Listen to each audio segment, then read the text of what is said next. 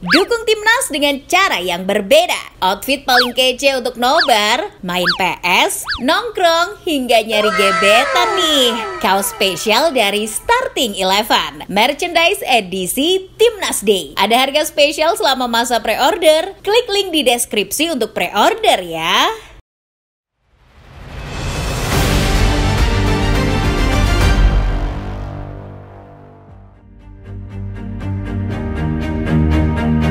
Timnas Indonesia baru saja mengumumkan skuad untuk kualifikasi Piala Dunia putaran ketiga. Banyak hal menarik yang coba disajikan pelatih Sintayong dalam pemilihan komposisi skuadnya ini. Hal paling mencolok adalah makin bertambahnya pemain naturalisasi, serta cita rasa Eropa yang makin kental dalam skuad Garuda. Tentu saja, hadirnya lebih banyak pemain naturalisasi serta cita rasa Eropa yang makin kental, menggambarkan ambisi luar biasa timnas di babak kualifikasi ini. Harapan utamanya adalah bagaimana bisa melaju ke putaran final. Bagaimana kekuatan timnas Garuda berdasarkan komposisi skuad terbaru untuk kualifikasi Piala Dunia ini. Sebelum menyimak videonya, subscribe terlebih dahulu dan jangan lupa nyalakan notifikasinya kalau kamu memang suka konten-konten terupdate dan menarik seputar dunia sepak bola, supaya tidak ketinggalan update video-video terbaru dari channel Starting Eleven Moment.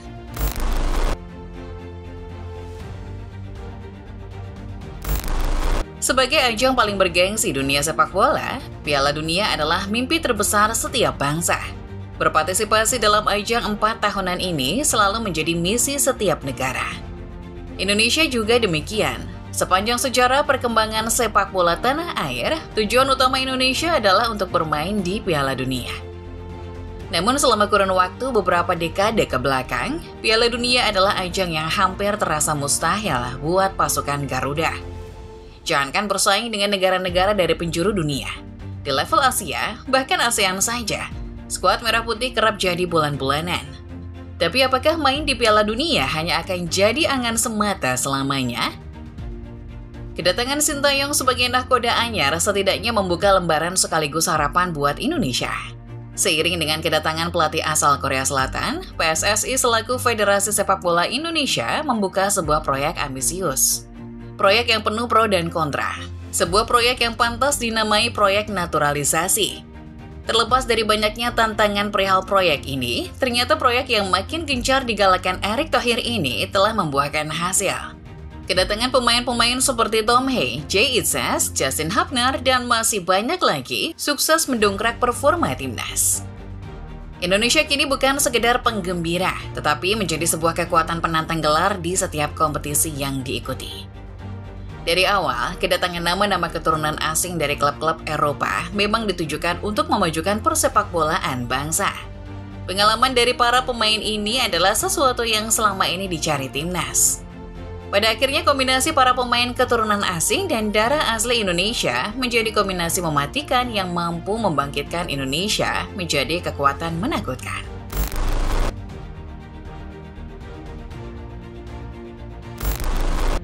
Dimulainya era Sintayong menjadi tonggak awal perkembangan pesat sepak bola Indonesia.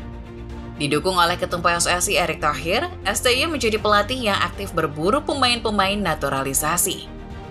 Rencana STY dan Erick Thohir sejatinya sederhana, menambah pengalaman timnas dengan kehadiran mereka-mereka yang punya darah Indonesia dan pernah merasakan atmosfer sepak bola Eropa. Sejak era Christian Gonzalez, penggunaan pemain naturalisasi untuk skuad Indonesia seakan menjadi tren baru buat persepak bolaan tanah air. Namun entah karena kurangnya eksekusi atau keseringan gonta-ganti pelatih, sejumlah proyek naturalisasi berujung gagal. Alih-alih tumbuh menjadi kekuatan menakutkan, Indonesia justru kerap jadi bulan-bulanan, bahkan oleh negara-negara tetangganya sendiri.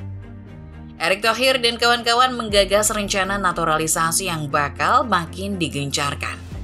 Rencana ini juga sempat mendapat penolakan keras. Kegagalan era lampau menjadi salah satu alasan mengapa banyak yang skeptis terhadap proyek ini.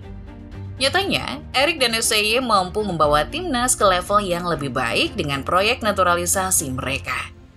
Kualifikasi Piala Dunia, Piala Asia, hingga sejumlah kompetisi lainnya berhasil dilahap STY dan pasukannya dengan catatan nyaris sempurna.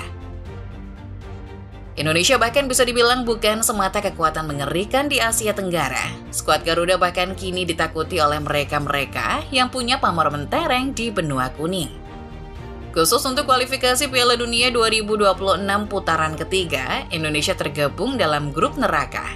Jepang, Australia, Arab Saudi, Bahrain, dan Tiongkok bakal jadi lawan timnas di fase ini.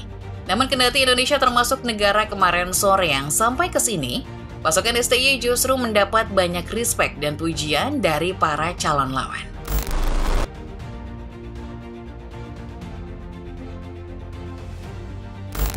Data mencatatkan setidaknya ada 12 pemain naturalisasi yang memperkuat timnas Indonesia era Sintayong sebelum kualifikasi Piala Dunia 2026 bergulir. Jumlah itu makin bertambah menjelang laga perdana timnas. Hingga pada akhirnya ada 12 pemain naturalisasi yang dipanggil STY dari total 26 pemain untuk kualifikasi Piala Dunia. Martin Paes menjadi nama pemain naturalisasi terbaru yang masuk ke dalam skuad STY. Sebelumnya, warga Indonesia sempat harap-harap cemas menanti hasil sidang polemik status sang kiper sebagai pemain timnas Indonesia.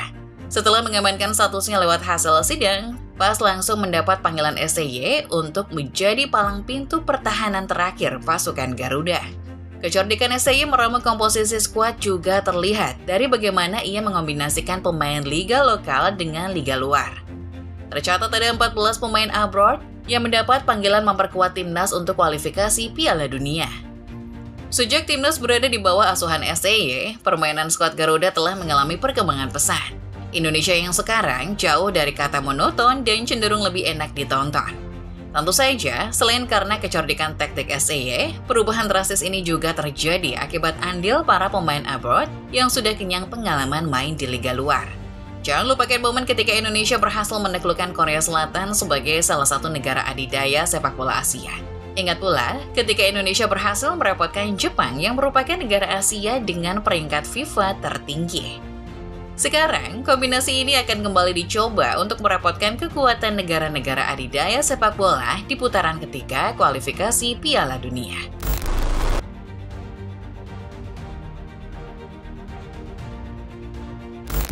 Beberapa dekade ke belakang, mungkin jadi periode yang mustahil melihat Indonesia berlaga di Piala Dunia. Namun setidaknya rentang 5 tahun ke belakang, secercah harapan muncul. Kemunculan bendera merah putih di opening seremoni Piala Dunia Amerika Serikat 2026 rasanya bukan angan yang mustahil lagi dicapai. Tom Hai dan kolega sudah menunjukkan bahwa Indonesia juga bisa menjadi skuad yang luar biasa di atas lapangan. Jepang, Korea Selatan, dan Irak sebagai kekuatan-kekuatan tradisional Asia saja bisa dibikin repot. Praktis, hal ini seakan membuktikan bahwa Indonesia sanggup bersaing di kancah dunia seperti Piala Dunia. PR paling besar pada tangan Sintayong, pelatih asal Korea Selatan inilah yang punya gagasan mengangkut sebanyak mungkin pemain naturalisasi. Ia telah membuktikan bahwa kombinasi pemain abroad, naturalisasi, dan lokal bisa saling padu di level Asia. Sekarang, tinggal membuktikan apakah skuad ini layak main di Piala Dunia atau tidak. Terlepas dari skuad yang banyak bermaterikan pemain asing, kita sebagai masyarakat Indonesia tidak boleh skeptis melihat fenomena naturalisasi dalam tubuh timnas. Toh bagaimanapun, fenomena ini telah membawa sepak bola Indonesia ke ranah yang lebih baik. Tinggal berharap semoga Indonesia bisa melaju lebih jauh atau bahkan tampil di Piala Dunia untuk pertama kalinya. Itulah dia ulasan mengenai kombinasi mematikan pemain naturalisasi dan abroad yang siap mengguncang putaran ketiga kualifikasi Piala Dunia. Materi yang dibawa STY ini terlihat menjanjikan. Tinggal menunggu bagaimana hasil yang akan diraih nantinya. Lalu, football lover sendiri bagaimana? Optimiskah kalian melihat skuad pilihan STY? Jawab di kolom komentar ya!